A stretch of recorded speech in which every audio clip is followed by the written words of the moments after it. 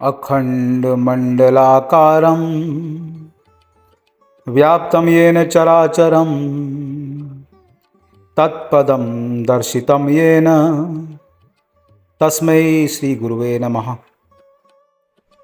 विष्णु पुराण में भक्त ध्रुव की कथा आती है, जिसने इस बात को सिद्ध किया है कि एक छोटा सा बालक भी दृढ़ निश्चय कर और कठोर तपस्या के बल पर भगवान को धरती पर आने के लिए विवश कर सकता है। आइए विस्तार से जानते हैं ध्रुव की कथा, जो बच्चों के लिए विशेष प्रेरणादायक है। महाराज मनु और शत्रुपा के पुत्र उत्तानपाद मनु के बाद सिंहासन पर विराजमान हुए। उत्तानपाद अपने पिता मनु के समान ही न्यायप्रिय और प्रजापालक थे। उत्तानपाद की दो रानियां थीं। बड़ी का नाम सुनीति और छोटी का नाम सुरुचि था। सुनीति को एक पुत्र ध्रुव और सुरुचि को भी एक पुत्र था, जिसका नाम था उत्तम। ध्रुव बड़ा होने के कारण राजगद्दी का स्वाभाविक उत्तराधिकारी था, पर सुरुचि अपने पुत्र उत्तम को पिता के बाद राजा बनते देखना चाहती थी। इस कारण वो ध्रुव को अपने पिता से दूर रखती थी और उसकी मां सुनीति से ईर्ष्या करने लगी थी, और धीरे धीरे महाराज उत्तानपाद को अपने मोह माया के जाल में बांधने लगी।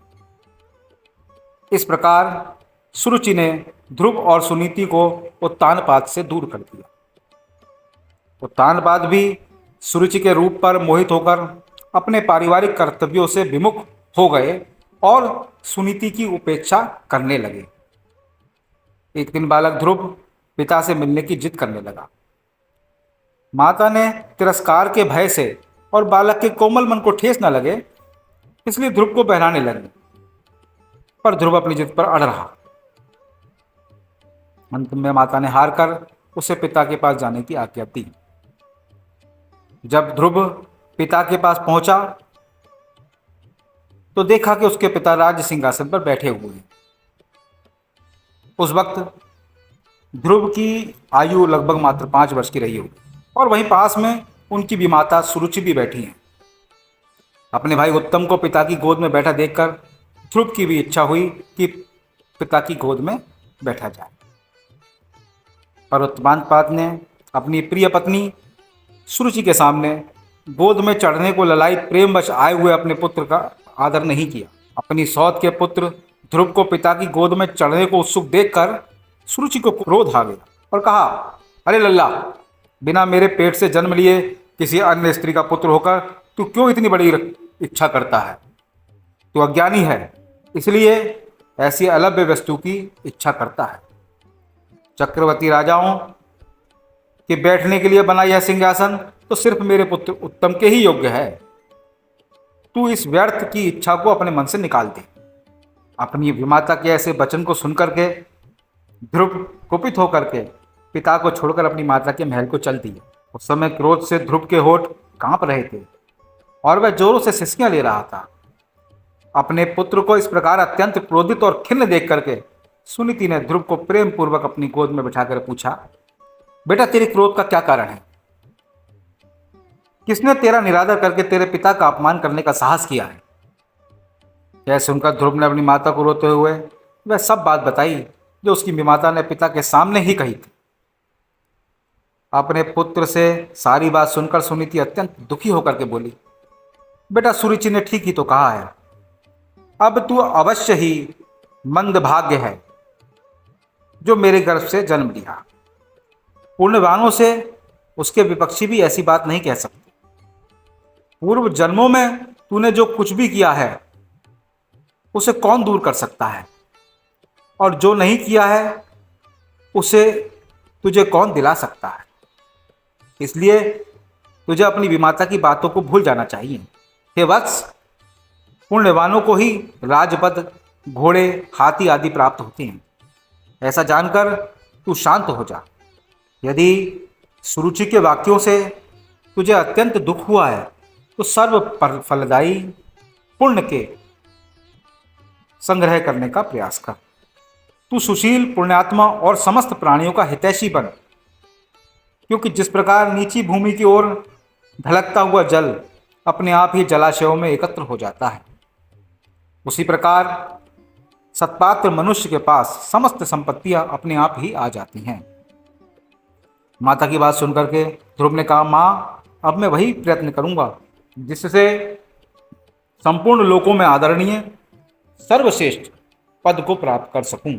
अब मुझे पिता का सिंहासन नहीं चाहिए, वह मेरे भाई उत्तम को ही मिले। मैं किसी दूसरे के दिए हुए पद पर आसीन होने का इच्छुक भी नहीं हूं। मैं तो अपने पुरुषार्थ से ही उस परम पद को पाना चाहता हूं जिसको पिताजी ने भी नहीं प्राप्त किया है। अपनी माता से इस प्रकार कह करके ध्रुव सुनीति के महल से निकल पड़ा और नगर से बाहर वन में पहुंचा। वहां ध्रुव ने पहले से ही आए हुए 7 मुनीश्वरों, सप्तऋषियों को मृग चर्म के आसन पर बैठे देखा। ध्रुव ने उन सबको प्रणाम करके उनका उचित अभिवादन किया और नम्रतापूर्वक कहा, हे महात्माओं, मैं सुनीति और राजा उत्तानपाद का पुत्र ध्रुव हूं। मैं आत्मग्लानि के कारण आपके पास आया हूं। यह सुनकर ऋषि बोले, राजकुमार, अभी तो तुम सिर्फ 4-5 वर्ष का के बालक ही जान पड़ते हो। तेरे चिंता का कोई कारण भी दिखाई नहीं देता है, क्योंकि अभी तो तेरे पिता जीवित हैं। फिर तेरी ग्लानि का कारण क्या है? तब ध्रुव ने ऋषियों को वह सब बात बताई जो सुरुचि ने उससे कही थी। ये सुनकर ऋषिगण आपस में कहने लगे, अहो, छात्र तेज कैसा प्रबल है, जिससे इस नन्हे बालक के हृदय से भी अपनी विमाता के दुर्वचन नहीं टले। ऋषि बोले, हे क्षत्रिय कुमार, तूने जरूर कुछ निश्चय किया है। अगर तेरा मन करे तो वह हमें बता। हे तेजस्वी, हमें यह भी बता कि हम तेरी क्या सहायता कर सकते हैं। ध्रुव ने कहा, हे मुनिगण, मुझे ना तो धन की इच्छा है और ना ही राज्य की। मैं तो केवल एक उसी स्थान को चाहता हूं जिसको पहले किसी ने ना भोगा हो और ना किसी ने प्राप्त किया हो। हे मुनिश्रेष्ठ, आप लोग बस मुझे यह बता दें कि क्या करने से मुझे वह श्रेष्ठ स्थान प्राप्त हो सकता है। ध्रुव के इस प्रकार से पूछने पर सभी ऋषिगण एक एक करके ध्रुव को उपदेश देने लगे। ऋषि महर्षि बोले, हे राजपुत्र, बिना नारायण की आराधना किए मनुष्य को वह श्रेष्ठ स्थान नहीं मिल सकता, अतः तू उनकी ही आराधना कर। महर्षि अत्रि बोले, जो परा प्रकृति से भी परे है, वे परम पुरुष नारायण जिससे संतुष्ट होते हैं, उसी को वह अक्षय पद प्राप्त होता है। यह एकदम में सच कहता हूं। महर्षि अंगिरा बोले, यदि तू अग्र स्थान का इच्छुक है तो जिस सर्वव्यापक नारायण से यह सारा जगत व्याप्त है, तू उसी नारायण की आराधना कर।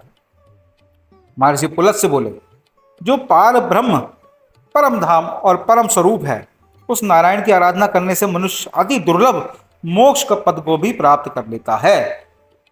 उसके बाद महर्षि पुलह बोले, हे सुब्रत, जिन जगतपति की आराधना से इंद्र ने इंद्रप्रद को प्राप्त किया,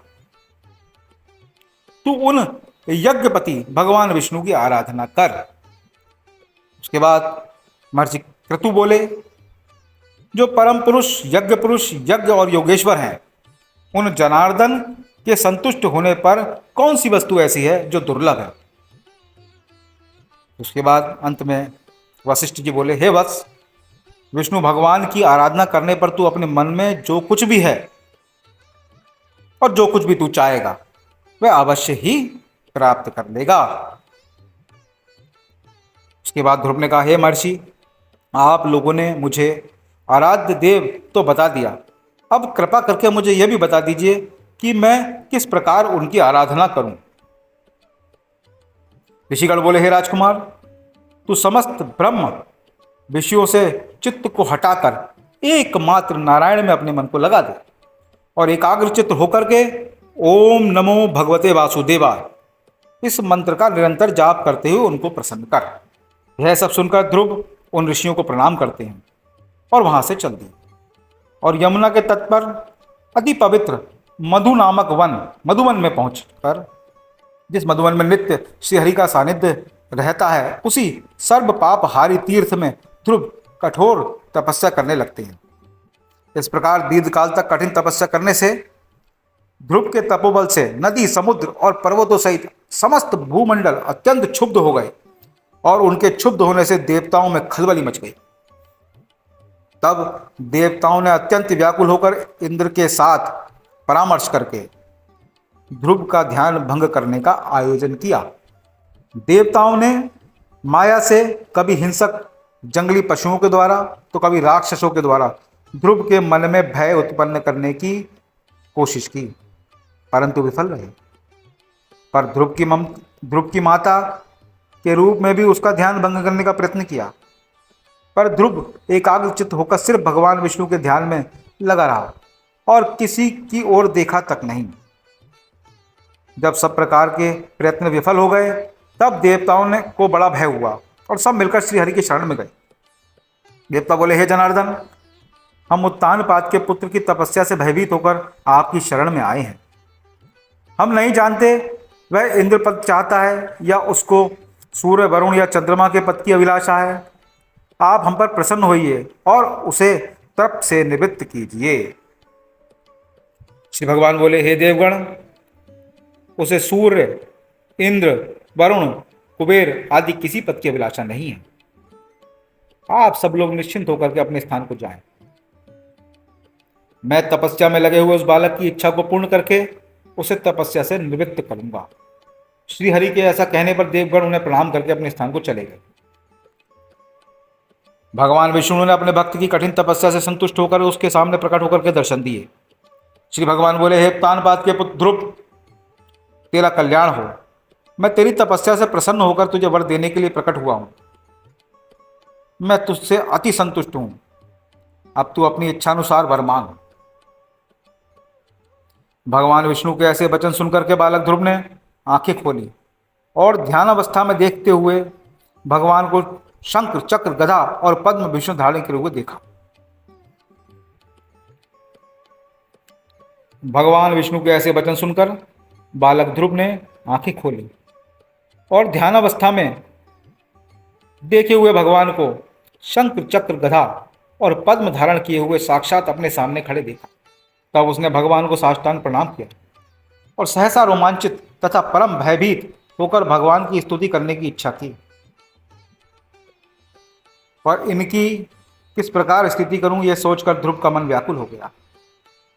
ध्रुव ने कहा, भगवान, मैं आपकी स्तुति करना चाहता हूं, पर अपने अज्ञानवश कुछ कर नहीं पा रहा हूं, अतः आप मुझे इसके लिए बुद्धि प्रदान कीजिए। तब भगवान विष्णु ने अपने शंख से ध्रुव का स्पर्श किया। इसके बाद क्षण मात्र में ध्रुव भगवान की उत्तम प्रकार से स्तुति करने लगे। जब ध्रुव की स्तुति समाप्त हुई, तब भगवान बोले, हे ध्रुव, तुमको मेरा साक्षात दर्शन हुआ है। इससे निश्चित ही तेरी तपस्या सफल हो गई है, पर मेरा दर्शन तो कभी निष्फल नहीं होता, इसलिए तुझे जिस वर की इच्छा हो वह मांग लो। ध्रुव बोला, हे भगवान, आपसे इस संसार में क्या छिपा हुआ है? मैं मेरी सौतेली माता के गर्वीले वचनों से आहत हूं और उससे आहत होकर ही आपकी तपस्या में प्रवृत्त हुआ, जिन्होंने कहा था कि मैं अपने पिता के राज सिंहासन के योग्य नहीं हूं। अतः हे संसार के रचने वाले परमेश्वर, मैं आपकी कृपा से वह स्थान चाहता हूं जो आज तक इन संसार में किसी को भी प्राप्त ना हुआ। श्री भगवान बोले, वत्स, तूने अपने पूर्व जन्म में भी मुझे संतुष्ट किया था, इसलिए तू जिस स्थान की इच्छा कर रहा है वह तुझे अवश्य प्राप्त होगा। तू पूर्व जन्म में एक ब्राह्मण था और मुझ में निरंतर एकाग्रचित्त रहने वाला, माता पिता का सेवक तथा स्वधर्म का पालन करने वाला था। बाद में एक राजपुत्र से तेरी मित्रता हो गई। उसके वैभव को देखकर तेरी इच्छा हुई कि मैं भी राजपुत्र हूँ। अतः हे ध्रुव, तुझको अपनी मनोवांछित इच्छा प्राप्त हुई। जिस स्वयंभुव मनु के कुल में किसी को स्थान मिलना अति दुर्लभ है, उनके घर में तूने उत्तानपाद के यहाँ जन्म लिया। जिसने मुझे संतुष्ट किया है उसके लिए संसार में कुछ भी असंभव नहीं है। मेरी कृपा से तू निश्चय ही उस स्थान को प्राप्त करेगा जो त्रिलोकी में सबसे उत्कृष्ट है और समस्त ग्रहों और तारामंडलों का आश्रय है। मेरे प्रिय भक्त ध्रुव, मैं तुझे वह निश्चल स्थान देता हूँ जो सूर्य, चंद्रमा आदि ग्रहों, सभी नक्षत्रों और सप्त ऋषियों से भी ऊपर है। तेरी माता सुनीति भी वहाँ तेरे साथ निवास करेगी जो लोग प्रातःकाल और संध्या काल तेरा गुणगान करेंगे उन्हें महान पुण्य प्राप्त होगा। धन्य है ध्रुव, ध्रुव की माता सुनीति, जिसने अपने हितकर वचनों से ध्रुव के साथ साथ स्वयं भी उस सर्वश्रेष्ठ स्थान को प्राप्त किया। ध्रुव के नाम से ही उस दिव्य लोक को संसार में ध्रुव तारा के नाम से जाना जाएगा। ध्रुव का मतलब होता है स्थिर, दृढ़, अपने स्थान से विचलित ना होने वाला, जिसे भक्त ध्रुव ने सत्य साबित कर दिया। भक्त ध्रुव की कहानी से हमें यह शिक्षा मिलती है कि जिसके मन में दृढ़ निश्चय और हृदय में आत्मविश्वास हो, वह कठोर पुरुषार्थ के द्वारा इस संसार में असंभव को भी संभव कर सकता है। तो यह थी ध्रुव की कथा, भक्त ध्रुव की कथा, भक्त श्रेष्ठ ध्रुव की कथा। आज इतना ही, आगे फिर मिलते हैं आपसे किसी और कथा में। जय श्री राम, ओम नमो नारायण, हर हर महादेव।